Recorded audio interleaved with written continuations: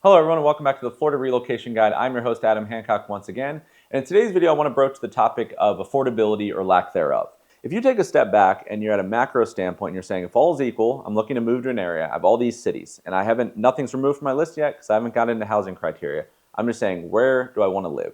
In that level of a conversation, I feel really good about, especially in the state of Florida, saying I would pick this over this because of these reasons: geography, variety, logistics, etc. AKA, I'd make the argument for maybe why I would prefer Tampa Bay, Florida, from a devil's advocate perspective in 2025 versus Miami when you're needing or wanting to move to a big city.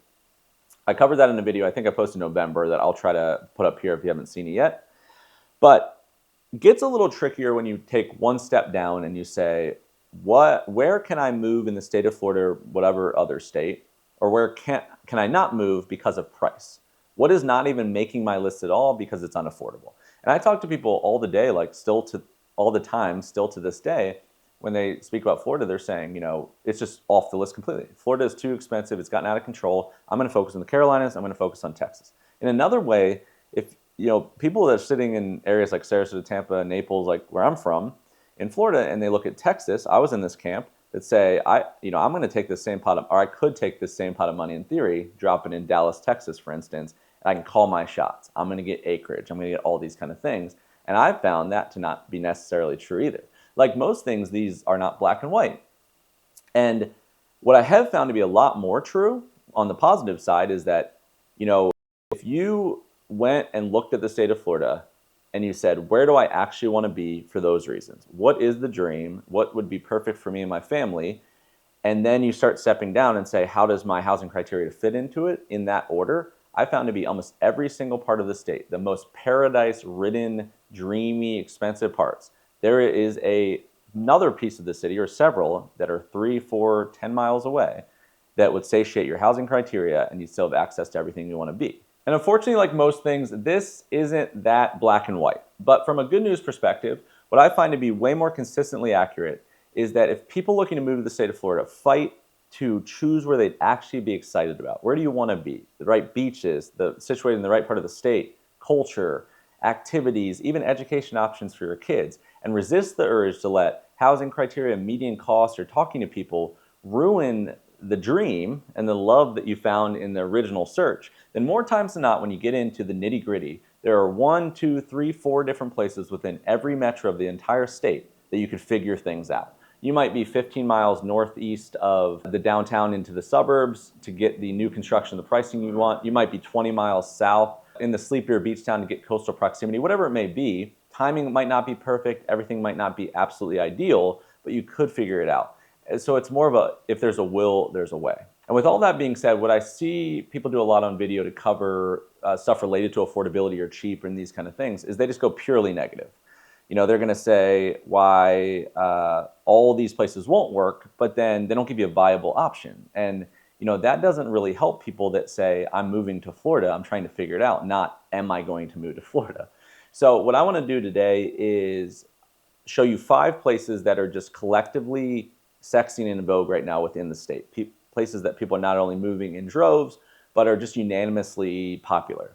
And I want to give an alternative to each of these that makes you take a calculated sacrifice but gain some sort of cost advantage and hopefully an upside advantage on equity and development as well.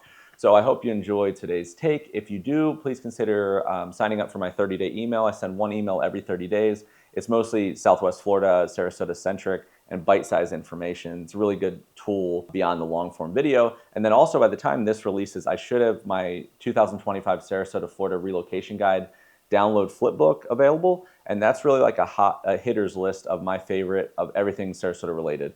It's neighborhoods, it's things to do, it's places to eat, a real like locals perspective to it. So please consider doing both of those. And without further ado, let's hop in. Okay, number 1 on my list, I would like to kick things off with a place called Lakewood Ranch, Florida. If you're not completely familiar, this is inside the Southwest Gulf Coast, inside Sarasota, Florida's greater metro. The idea with Lakewood was historically Sarasota, everything surrounded the downtown. So downtown is very close to the coast, so you go west, you have everything. Downtown, 3.5 miles from the beaches, the bays in between, culture, it's what people were attracted to. Lakewood Ranch, this suburb, master plan, new construction development, went 12.5 miles one way northeast of it. You go all the way out here, especially at the time, it was all the way out there in the boonies, and you get new construction that's amenity rich in communal environments. So your friends can live in this neighborhood, you live in here, you come together for similar communal attractions. You have schools and green space, more square footage for the price, and just everything that would come with this kind of Pleasantville type of suburb. Lakewood Ranch also happened to just build the best mousetrap in the United States, potentially. So you don't have one, you have 40 new construction developments. You have innovative downtown town centers. A lot of the restaurants from the urban areas that were non-chains moved out there as their second locations. Just a crazy, crazy place. One of the rare places that maybe looks better in person than it does even online. But with that popularity comes median cost increases. And with COVID, Lakewood Ranch set maybe the belle of the ball. It just happened to be that perfect location at the perfect time with a big enough infrastructure to support people leaving states that were more expensive. So you had just a expedited timeline on prices increasing versus what they've ever done before. 2024, Lakewood Ranch, Florida set at a median cost of $653K, which is about 25 percentage points above Sarasota itself. Pricing is always perspective, right? If you're from somewhere that's everything's $3 million, $653K might not be unaffordable to you. But all in all, when it comes to where people are looking within the state and outside of the state, this is not your average Joe anymore. What I would like to throw up as an alternative is a place called Parrish, Florida. So if everything I just described as going this angle, 12 and a half miles far from the stuff to get more, well, Parrish basically is the next rev of the exact same thing, almost identical to a T. So you have a predecessor that lets you kind of see what's going to happen next. Downtown Sarasota, 12 and a half miles to Lakewood Ranch, Florida. Well, Parrish, Florida, 12 and a half miles from the city center of Lakewood Ranch. So this is 20 minutes to the beach this way. Parrish is 40 minutes to the beach this way. And it's basically go even further, get more. These locations are never going to be apples to apples. They're never going to be even. You're never going to be able to. Parrish is better in all respects when it comes to geography than this other one, but neither should the price ever be there. So you're making a choice of do this versus this based on what's important to you.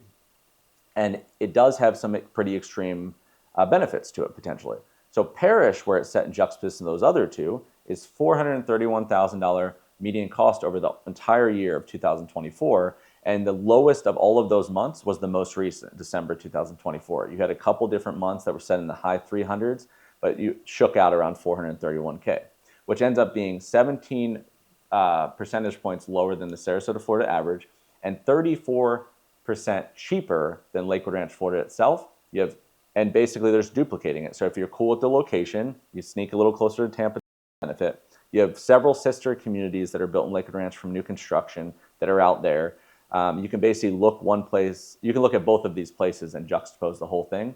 Even if you pick a place like Lakewood Ranch, Florida, I think it's really, really smart to know that Parrish also existed, so at least your choice is fully vetted and intentional. All right, number 2 on the list, I want to head a little bit south and talk Naples, Florida. And in my experience, when people say Naples, they're really talking about one small circle on a map. Because if you just look up cost of Naples itself, it covers a big enough territory that I think it's pretty misleading. This is a spot where you almost turn around and you're in a different town, technically by name, kind of like parts of Texas, before you even realize it. So you really have to be very micro and granular when you're seeking out information. What a lot of people actually mean is an area that exists just above Marco Island and just below or including Pelican Bay. So you basically have downtown Naples, you have a lovely group of neighborhoods, and then just open water in the Gulf of Mexico. It's the 1% of the 1%. Super, super nice. Well, one of the unique things that comes with the infrastructure of Collier and Lee County, so the Naples, Fort Myers Greater Metro, unlike Sarasota and Tampa Bay, is I think it's a little easier to hug the coast, so i.e. stay a little closer to the coast of what everyone really wants, for relative affordable housing that has more variety than a lot of other parts of the state. It's not like the best and nothing else. You can basically go 8 to 14 miles above proper downtown Naples. So again, you go to the area and you're like, okay, this is why I would choose Naples versus Sarasota, for instance, or versus St. Augustine. Like, this is what I like, but this isn't gonna work for me. You know, I can't live in Key Wade Island or the Moorings or something like that. I'm gonna go slightly north. You can hit an area like Bonita Springs, for example, which still gives you relative access to the beach, multiple beaches, little easy access to the islands, and might save $150,000 to $300,000 on an equal single-family home or a condominium. If you want to take this even on steroids, now that you've done this kind of like step-down level value, look at Estero. Estero, a little bit more inland, so you're sacrificing coast, but you gain maybe new construction, you gain proximity to the university, just new. Even further than that, you could go eastern Fort Myers once you learn enough about this and maybe get a new construction Del Webb that's half the price of the one in Sarasota just above it. To me, the exciting thing is here is that nothing's like exact science. Like the articles that are saying like this is exactly what you could do versus this. Every year is different. Every little 3-mile stretch is different in pricing. Like Naples is considered one of the best places to retire, but also one of the most expensive in the state.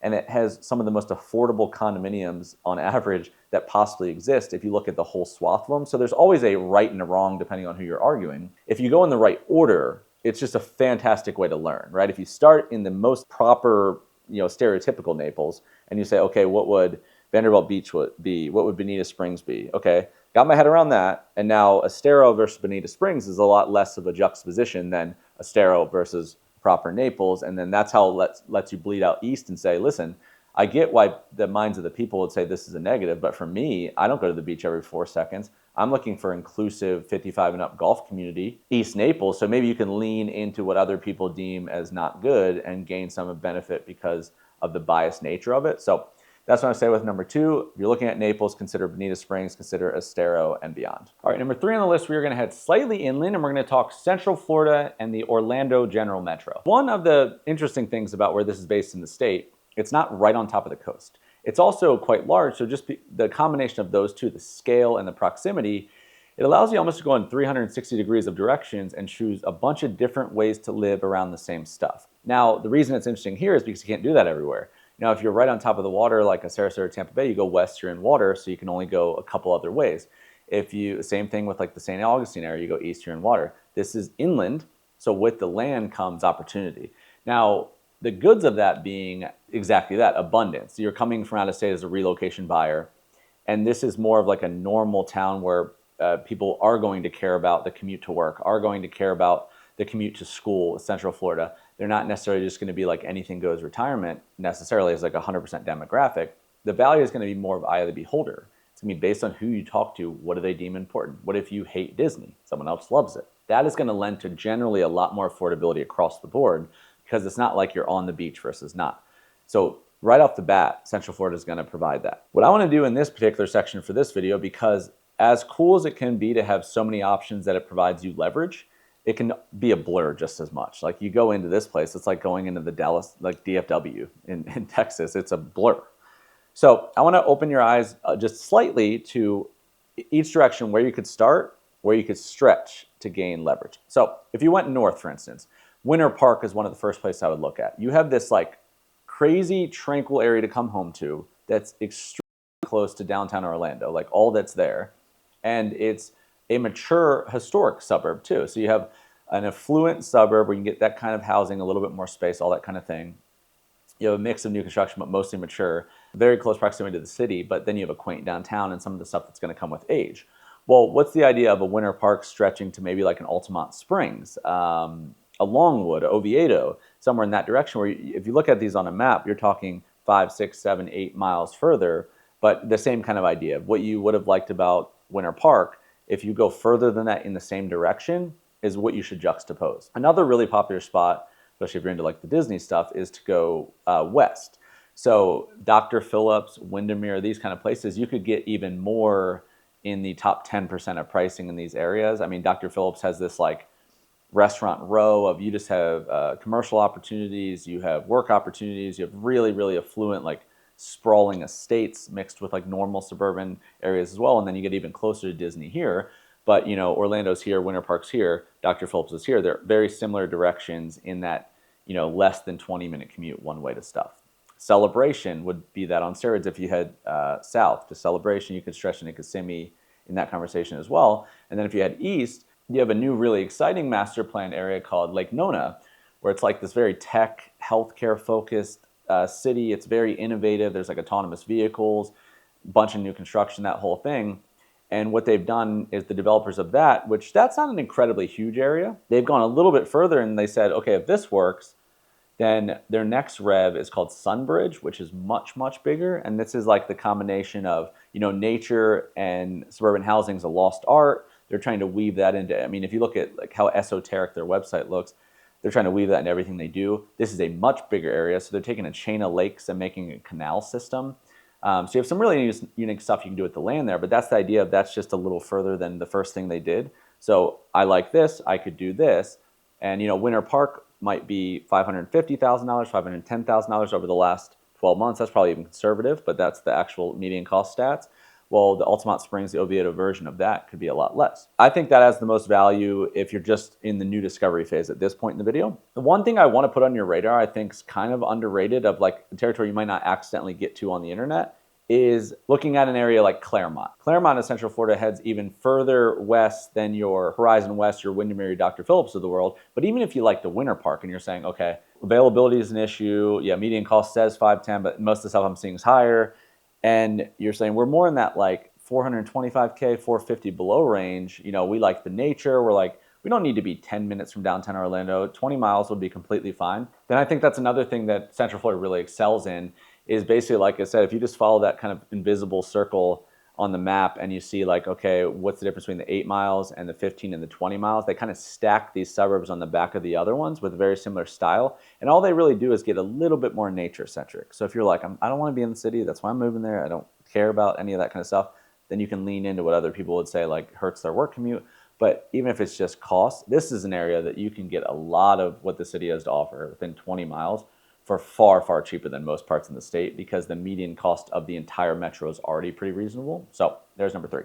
All right, number 4 on the list, we're going to take a break from this part of the state, head to the Florida Panhandle, and talk about a city called Destin, Florida. Now, Destin, if you're not familiar, it's one of the go-to spots to both visit and eventually reside, especially if you're from states that wouldn't visit Sarasota and Tampa as much. So you're like Texas, Louisiana, Mississippi, Alabama. A lot of states always vacation in that part of the state instead of the southwest Gulf Coast of the Atlantic. And Destin's really was the belle of the ball at one time in that conversation. You've seen over the last few years an area called Seaside, but more macro, called 30A. It's a strip of road, a bunch of different beach towns. Seaside's where the Truman Show was filmed. It's like this man-made quintessential beach town.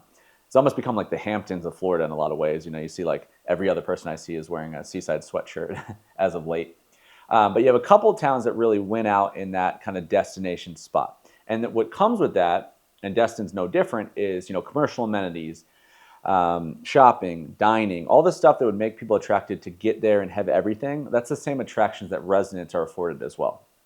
So I want to throw out an alternative. So where Destin sits right now over the past 12, 14 months or so, is, depending on the month, mid 500,000s from a median sold cost to high 500s, again, the 578, 580, that kind of range. If you look at the coastline in this part of the state, you basically, let's say we start at Seaside as the tip of 30A, and then we cross and we have from Seaside all the way to a little town called Gulf Breeze, which is actually where I lived when I graduated college in Pensacola. Lovely little suburban town.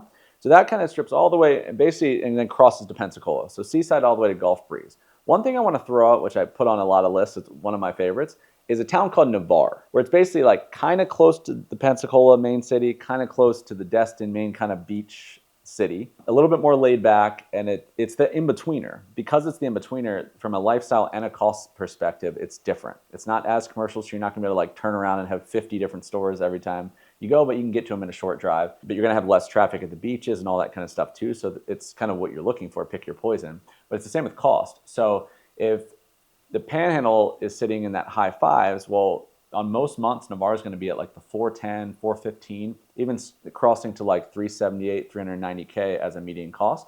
Super close to the beach. Arguably for me, at this point in my life, if I'm looking for a homestead to come home and live near the beach, I'm not looking for the one where every single person looking to travel is also going to, just on a day-to-day nuisance perspective. So one thing I would really look hard at is in-betweener beach towns, but more notably a town called Navarre and Navarre Beach going along with it from affordability. All right, my 5th and final one for this year's list, we're going to head to South Florida and talk about a town called Boca Raton. The reason I put this part of the Atlantic coast on the list is, regardless of how many times I'll say or try to push you in the direction of maybe Tampa Bay in the big city face-off, I like the Gulf Coast, I like proximity to Sarasota and Naples versus the commitment of being this far south in the state. Tons and tons of people move, and this is always on a list of most gross moves to the state of Florida, this area. It's also a little tricky to navigate because you have all of South Florida, all of Miami. If you're not super familiar, it's just a bunch of towns. It's really hard. The value of the 1% versus the not is really big, really close together. I wanted to at least kind of hit that subject because there's a lot of lovely parts of this part of the state if it's right for you. Now, Boca Raton, what happens in my mind is it's a little bit of an exodus or an escape of sorts for people that don't want to be in the thick of Fort Lauderdale, Hollywood Beach, Miami kind of area. They creep a little bit to the north of it, and they get a suburban happy medium. It still has a lot of that aesthetic, a lot of that really, really like nice housing, the boatability, that kind of lifestyle that only Miami really offers, but a little bit more tranquil. The one thing I want to throw out, where Boca Raton sits in the 578-ish, 580,000 median cost over the last 12 months, is to go a little bit north of that, not stop in the classic Delray Beach, which is where a lot of people stop, go a little bit north of that to a place called Boynton Beach, which is going to put you back in that low 400s, high $300,000 price range. It's very close by and puts you about 14 miles north of Boca Raton. So people went to escape to Boca and they went a little bit north and you go to Boynton. And this is kind of like where I almost deem the parish of Boca Raton. So I talked about Lakewood Ranch with number one. You go a little bit further from Sarasota, you get Lakewood Ranch, a little bit further from Lakewood Ranch, you get Parish, you gain more, sacrifice that location. Well, this is kind of the parish of Boca. I talked about with number two, Naples proper versus Bonita Springs, it's about 14 miles. So it gives you just one more example of how in all these different parts of the state, you can kind of cross that threshold of 8, 10, 14 miles and save $200,000 like that. And if you can go to one that also has a huge upside, because all of these areas got popular as a ripple from some other area that was more popular, if you pick the right one in that conversation, then even if it's accidental and you're moving there for your homestead, then you also have a big appreciation benefit as well, and that'll wrap that up.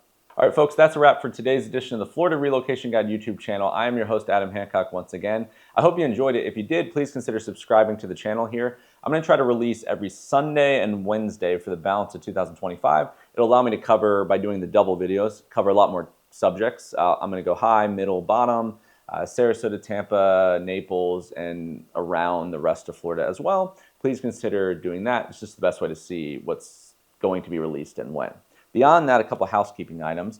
The 30-day email list in the description box below, I have a link. I send one email every 30 days, and it lets me go a little bit more real time, a little bit more concise, bite size, and recap of the whole month, and then stuff that would be difficult to do in evergreen videos. Sarasota, Florida Relocation Guide 2025 edition is now out, hopefully. The description box below has a link for that too. Downloadable PDF, and there should be a flipbook supplement to that as well. Just real estate wise in general, if you like these videos, resonate at all, and you think it'd be a good fit for me and my team to assist you with buying, selling, and/or investing across the state of Florida, please consider reaching out. We really try to use this entire ecosystem to make you the smartest person in the room. We found the relocation thing to be kind of an art form. It's very rhythmic. So there's a lot of stuff that makes sense to do before you visit, during the visit that only you should do, and then post the visit beyond. So we've kind of taken a unique spin on how to arrange the real estate transaction using information, education-based content first. If you think that we would be a good fit for that conversation, it doesn't matter if you're ready now, 10 years from now, please consider reaching out. Thank you guys so much for taking any of your precious time to consume my content. We'll see you on the next one.